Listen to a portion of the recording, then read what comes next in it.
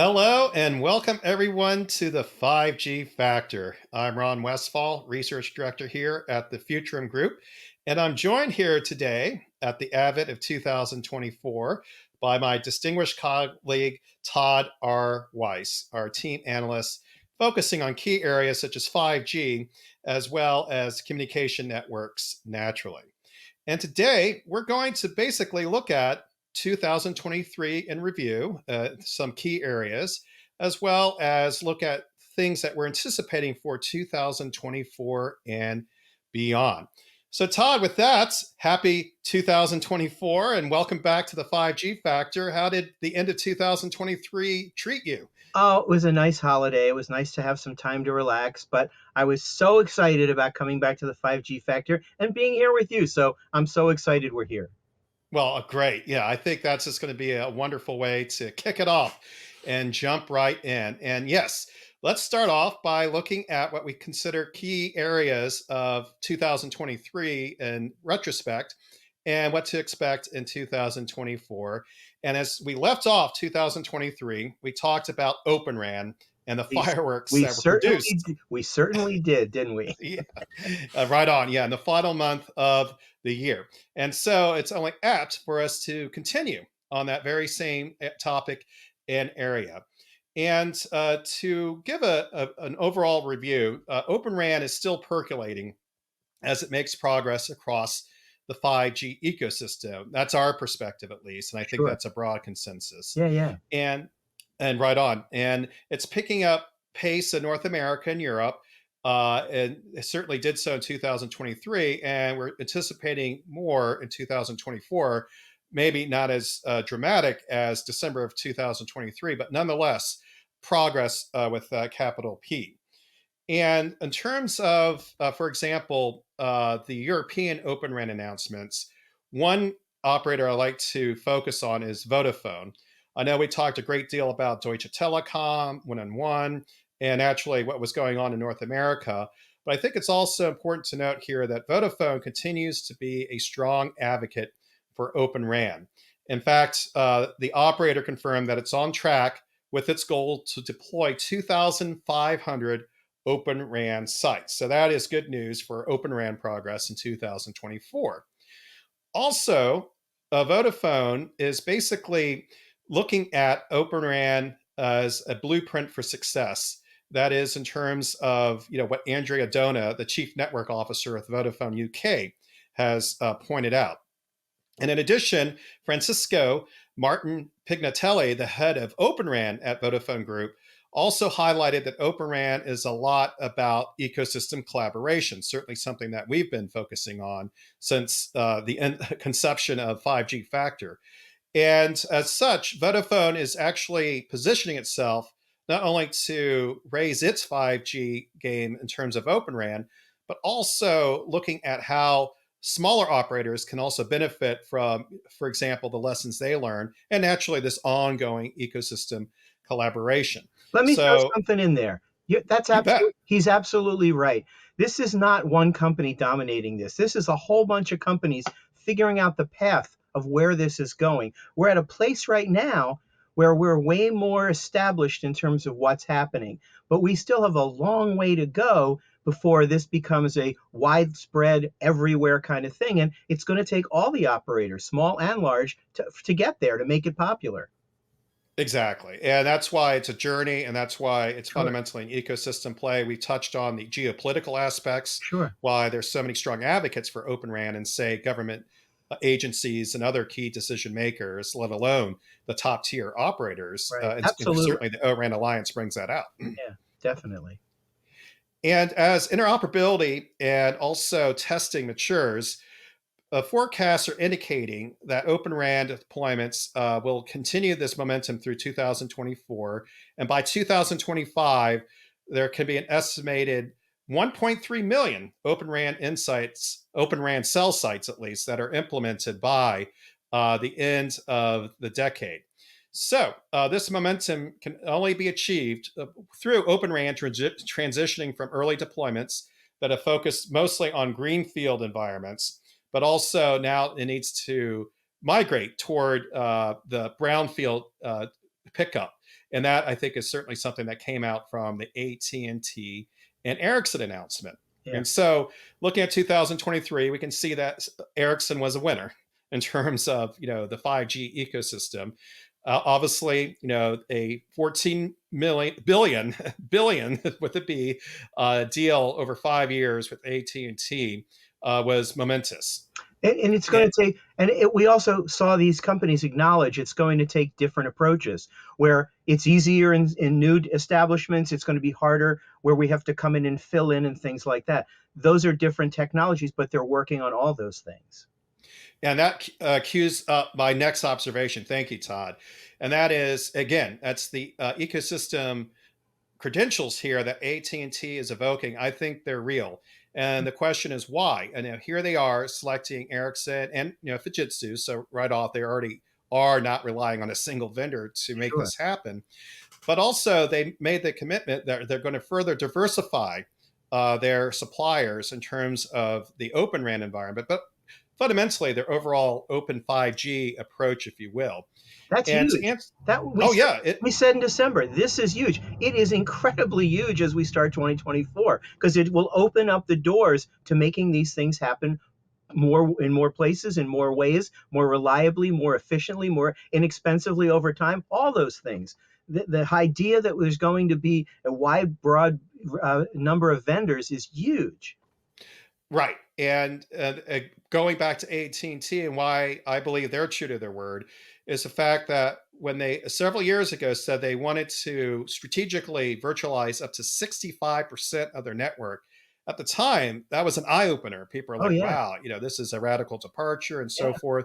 And as we can see, AT&T fundamentally met that goal, and other operators are pretty much on that same boat. This is no longer, a surprise. right. Also, AT&T was distinct, and when it came to the core of their network, they adopted a startup or an independent supplier in DriveNets, which was an upset because at that time, Cisco and others were the primary players when it came to that part of the network, the core. So I believe that AT&T will further diversify its Open RAN implementation and again onboard those other players that you pointed to after they had that solid foundation and start with Ericsson pretty much locked into place.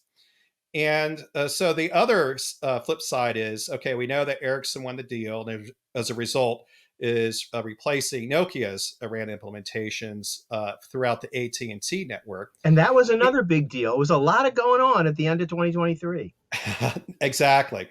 And so looking at Nokia, that deal basically coincided and initiated them embarking on a reset. And so in early December, they announced plans to revamp its mobile networks business to safeguard future growth. And also, basically, it's looking at a reset of its comparable operating margin target to be achieved by 2026 from at least 14% to at least 13%. So, in essence, they had to push that out. And then after the holiday Christmas part of it, Nokia acknowledged that it will not achieve its 2023 financial outlook as other factors such as licensing renewal discussions are expected to continue into this year of 2024. And I think they've already made tangible progress in that regard. And we'll touch on that in another upcoming 5G factor. So, but the takeaway here is, I think, two things that are important. Nokia is seeing overall clearly improving order trends in its Q4. And so that's going to help, with its overall results when they announce them, later in January of 2024. And the other part is just circling back to that. I believe that Nokia can actually capture new business at AT&T further out. Depending on how AT&T and as well as Ericsson, as well as Fujitsu implements, the Open RAN interfaces and so forth. And so that's something that will have to be revisited at a later date, obviously. Sure. But Todd, from your perspective, what about Open RAN in terms of its prospects in 2024 that stand out? Well, obviously, the 2023 events, especially the latter half of the year, were huge, just huge. But Right. here now, as we start 2024, and we've talked about this earlier last year, Deutsche Telekom has just kicked off its rollout of multi-vendor Open RAN technology in Germany in collaboration with Fujitsu and Nokia. And that builds on an existing trials that they were doing of the operator's O-RAN town in New Brandenburg near Berlin. And Deutsche Telekom said that its plans to operate more than 3,000 Hmm. O-RAN compatible antenna sites by the end of 2026. So again, this continuing escalation of this technology, bringing it out in more ways, which will allow it to spread, which will allow it to grow. And it's like everything else. You grow 3,000, that could lead to 10 or 12,000 the following year because now it's spreading out. It's networking out. Also in Germany, the greenfield operator 1&1 AG announced it's operating now Europe's first fully virtualized 5G network based on Open RAN technology. And again, this is giant, as we talked about, Ron. This is just giant. Although the network's still small, 1&1's ambition is to become the fourth mobile Hmm. network operator in the market that's underpinned by a new kind of network infrastructure with support from companies like Rakuten Symphony, Mavenir, and others. Um, that's really a big deal. Oh, I agree wholeheartedly, and I think a key takeaway is that the probably the topmost winner of 2023 is the Open RAN ecosystem. Oh yeah. This definitely revitalized it because, yeah, it didn't really take off as quickly as some anticipated, and I think we pretty much have thoroughly addressed and analyzed, the ongoing considerations. And yes, it's a journey. There's plenty of heavy lifting and hard work ahead, as Ericsson and AT&T can attest to, Nokia and Deutsche Telekom and others. And so, with that, let's look at other areas of the mobile ecosystem that are very important. And I think one thing that caught our eye was the Adobe Analytics report that came out about mobile shopping in 2023 and its implications for 2024.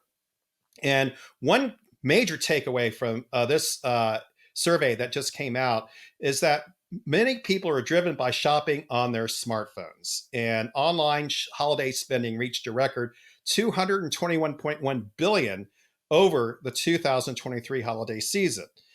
And as a result, mobile shopping surpassed desktop shopping for the first time as spending increased 4.9% from November the 1st through the end of the year, December 31st, compared to the same time frame last year. And as a result, Adobe Analytics said that 51.1% of shoppers confirmed their deals were by the smartphone, setting the pace for online purchasing. And that mobile made up 47.1% of holiday sales in comparison during 2022. So I think we crossed a magic threshold here at Event Horizon that now the majority of holiday shopping is being done on smartphones. And Todd, from your perspective, what else is very significant about this, I think, noteworthy announcement? This is actually, to me, the biggest post holiday 2023 news that I've heard in the first week of January. This to me Sure. is this is huge. I have been covering mobile devices and online shopping and things like that since I was a technology journalist with Computer World and eWeek way back from 2000 on. 2007, the first iPhones showed up. We could see this was going to be dramatic change, unbelievable impact. We had no idea. Between 2007 and 2012, do you remember the days when smartphone sales were increasing by 50, 43% a year? Huge numbers, Oh, yeah. absolutely huge numbers. People were buying phones so quickly. And oh my God, there were such vendors. Remember, HP was in it, Microsoft was in it, everybody was in it, Nokia was in it. All these companies, Oh, all yeah. these phones flying out the doors. And that was amazing then, but the amount of sales on smartphones was tiny, tiny, tiny, tiny for years, for the first decade. And that's because I think companies didn't really prepare their online sales for mobile. Mobile requires devices to be able to see and have things set up so you can read them on the screen. If you go to a site that's not mobile focused, forget about it. You can't really order it. You have to, enlarge it, and it doesn't work. Well, what happened in this holiday season was, to me, I call it. I said to you earlier today. I said this is a milestone. This is a milestone because 51% 51.1% of all online shopping in this past holiday season was done using a smartphone. A smartphone, not a tablet, not a laptop, not an iPad, not a desktop computer, nothing like that. People could do this in the aisle of a store. They could be shopping at store A and look and check a price and boom, buy it somewhere else. People could be in their car traveling to grandma's house for the holidays, and they could be while their spouse or boyfriend or whatever's driving, they can do their shopping online. And in fact, the Adobe Analytics report found the highest number of holiday shopping on mobile devices on smartphones was Christmas Day. And I bet you can guess why. People just got all these fabulous gift cards. Now they could just go online, boom, boom, boom, and order their stuff right there wherever they just got it. This to me, as a person who's tracked mobile devices since 2005-ish, 2007, I mean, I was using a flip phone. Remember those way back when? Oh, sure. Yeah, BlackBerry at all. uh-huh. Um, We and talked about that. exactly. So this to me is such a momentous, huge event. I don't think we're ever going to look back to smartphones not being the leading a place for people to shop. I do not think so, because I just think that this transition took a while to get here. I would say, in my opinion, it took longer to get here than I thought it would. 2007 Right. to 2023 is a longer time, but it's happened. And that to me is huge. And all today's buyers of smartphones, a lot of times, these are kids, 16-year-olds coming in, 14-year-olds coming in. Their parents are buying them phones. This is something we're going to see growing more and more. I would say this is the new way to shop, and smartphones in 2023 put us over that edge. I think this is the biggest mobile news of last year. I really do. I can understand. And to concur, I have to admit, I'm a bit of a hybrid. That when it comes to online shopping, I still have to rely on a desktop because sometimes the mobile interface might be a bit limited. But my main observation is that the mobile interface, the smartphone interface, has made progress across the board. Oh, So yeah. again, this is reflecting the ecosystem. It is becoming increasingly more easier to do smartphone online shopping than it was, say, just 3 years ago. Oh, yeah. Yeah, and so that's a tribute. Yeah. I'm writing a research note about this for the Futurum group right now. I meant to have it done today. It'll be done Monday. But I writing this piece about how this is such a huge thing, because also what happens is that this allows companies that have a great online presence, that have websites built for the web, that have websites that are built not just for the web, but for smartphones, to now be able to capture customers who are saying, I'm willing to go there, I'm willing to use it, I trust it, I have privacy, I have security. That's huge. But companies that still have websites that can't be seen easily on a smartphone, I think they are going to find sales tanking. I've worked for a company, a publication that was not mobile focused, that all the sites could be visited on a desktop, but only some of the sites could Hmm. be visited on a mobile phone. Well, that's unless you're fully mobile capable today as a website, as a company, as a business anywhere around the globe, you are going to be losing business to your competitors who are mobile focused. And I'm not just trying to scare them. I'm telling them, you do this now or you will perish. Yeah, the data is there. And certainly when it comes to consumers, for a good majority of the purchases, there has to be that smartphone capability, or Yeah, yes, you're going to potentially lose mind share, market share. yeah. And one other thing about the Adobe survey that I think is worth one final mention, and then we'll move on to the next topic, is that electronics were on the top of the Oh yeah. consumers shopping list, and Yeah, that that made was, up 50.8 billion, yeah. and that was followed by other categories, like apparel at 41.5 billion, furniture at 27.3 billion, etc. But I think what's important is that within the electronics category, customers snatched up televisions, smart speakers, tablets, Bluetooth headphones, and smartwatches the most.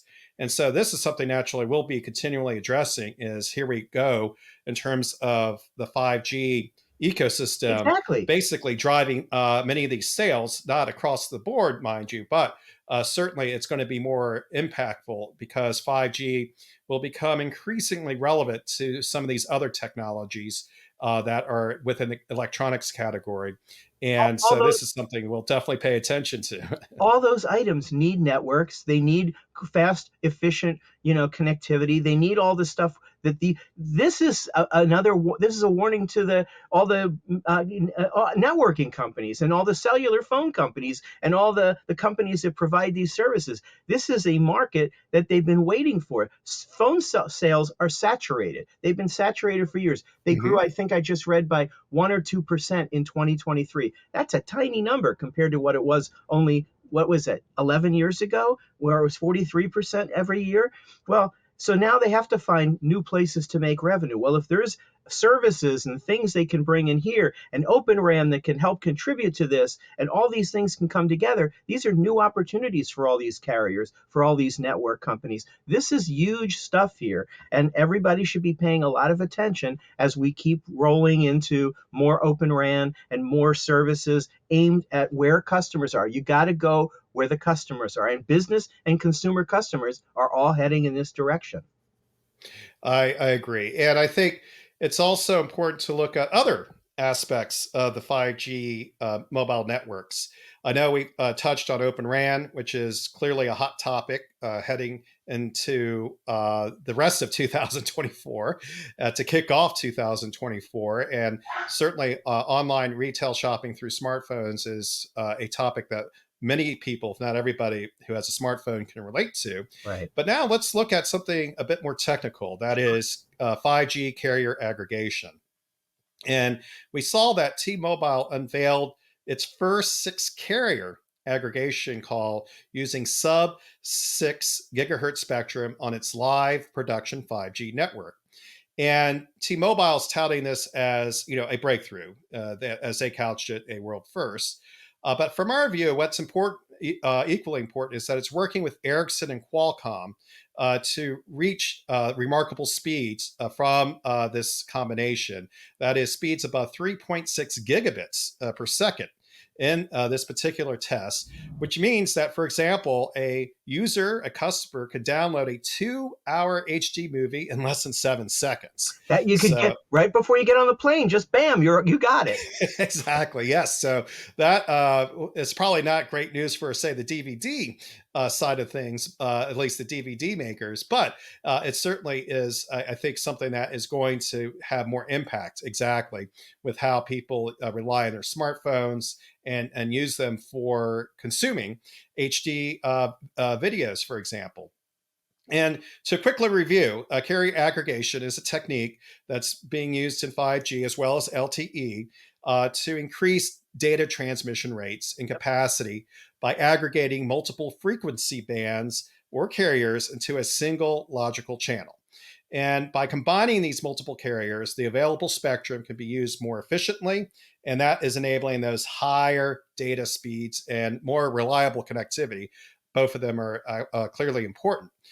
And what I think is exciting about kicking off 2024 with this announcement is that it follows on its other important announcement regarding carrier aggregation back in May of 2023. And that's when it announced that it rolled out its 4 component carrier aggregation also across its 5G standalone networks. And that achieved peak speeds of 3.3 gigabits. So clearly, progress is being made. And in that case, T Mobile relied on using 2.5 gigahertz channels, one 1.9 gigahertz channel, and one 600 megahertz channel. And that was basically something that enabled Samsung's Galaxy S23 device to be the first device that interworked with this 4CA capability. And so, with that, Todd, what about T-Mobile 6 carrier aggregation announcement that stands out for you? Well, again, we keep talking about really cool things happening that companies are trying with partners and doing different things together to drive these things in 2024. And this is another one of those cases. 5G carrier aggregation is going to be, it's another thing that's really important. It's going to allow T-Mobile to combine some 5G, multiple 5G channels or carriers to do all these things, delivering greater speed, performance, things like that. This is absolutely an incredible feet, and it's going to be incredibly welcomed by consumers and business because it's going to, at the bottom line, speed up things, make things more efficient, reduce dropouts, things like that. All these kinds of things are a big deal in terms of increasing performance and reliability, which are both incredibly important things.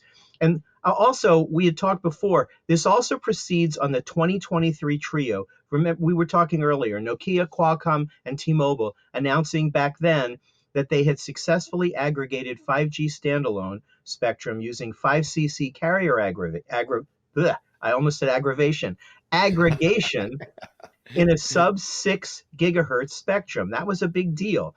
The Oh, yes. successful trial aggregated 2 FDD and 3 TDD carriers, resulting in peak download throughput speeds exceeding 4.2 gigabits per second. So 5G carrier aggregation with 5cc will enable mobile operators to deliver higher data rates and better coverage to even more customers, which is what we were just talking about. This is a Hmm. big deal. By aggregating these things together, mobile operators will have more options to leverage the spectrum and network assets that they have, and it will help give better performance and user experience to customers, business and consumers. So I think this is really going to be a big deal. Yeah, I see your point, Todd. And I think what's also interesting here is that T-Mobile is clearly working with both Ericsson and Nokia to improve its carrier aggregation capabilities. And naturally, Qualcomm is essential for both these implementations. And what I think will be interesting to see how this plays out during the course of the year, if T-Mobile is going to give more indicators how they will be working with their strategic suppliers in terms of advancing, their end-to-end 5G standalone network capabilities. And so this is good for competition. This is good, I think, for everybody that's involved. And I think the fact that Nokia is basically in Deutsche Telekom's Open RAN implementation certainly indicates that it will be part of the T-Mobile competitive mix during the course of 2024. And as a result, they can focus all the more on its position in the T-Mobile network. And there's another point that this will help. These are expensive things. Companies don't want to tackle them on their own. Having partners, having other companies who want to get there, and having the idea of sharing the expenses, sharing the needs for the technology, having to dream these things up, having to build them together, it makes it a lot easier and faster to market if you're working with others to help make these things happen. It's a shared process. It needs to be. The world of open source didn't get to building enterprise software because it wasn't valuable. It's the same thing. It's maybe not literally open source, but it's companies working together to make things happen. And Open RAN is an open infrastructure. So this, to me, I always try to find something about open source and everything. But when companies, huge, giant, international companies, national companies work together toward projects like this, I think it's ultra significant because by doing it together, they speed it to market, they make it better, they make it more efficient, and they add interoperability, which is going to be needed anyway. So it's just a really big deal. 2024 is going to be really exciting with Open RAN. Indeed. And so, on that positive note, long live Open RAN and long live Open 5G. And I think, yes, the prospects are going in that direction. And I think we touched on some of the major reasons why, and naturally, we'll pick this up more. And again, thank you, Todd, for joining today's 5G Factor. Thanks for having me, Ron. It was a pleasure, and I think it was a great show today. Absolutely. And also, thank you everyone for joining us, and to our viewing audience and our listening audience. As always, please feel free to reserve us in terms of the Futurum Group's 5G Factor channel. And again, we appreciate you joining us for the 5G Factor. And with that, good 5G day, everyone. See you next time.